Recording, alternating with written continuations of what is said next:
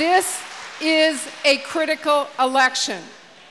We will decide on November 2nd who will be your voice and who they speak for. You know me. You know who I am. You know who I fight for. I went to work to make sure we passed strong Wall Street reform that protects your mortgage and your credit card and your life savings and gave consumers protection for the first time ever. You know what Dino Rossi said? His first priority is to repeal that law. Why would anybody want to repeal your protections? Well, it's about who you speak for. I speak for you.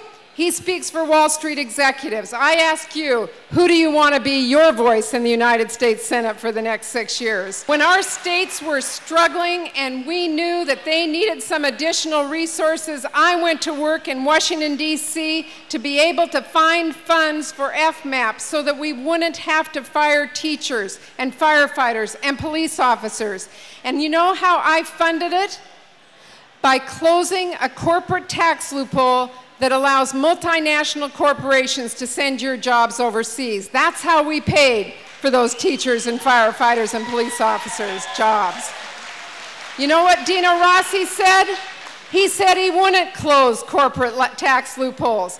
I ask you, who's going to speak for you and your family? Dino Rossi and his corporate friends, or Patty Murray and all of you?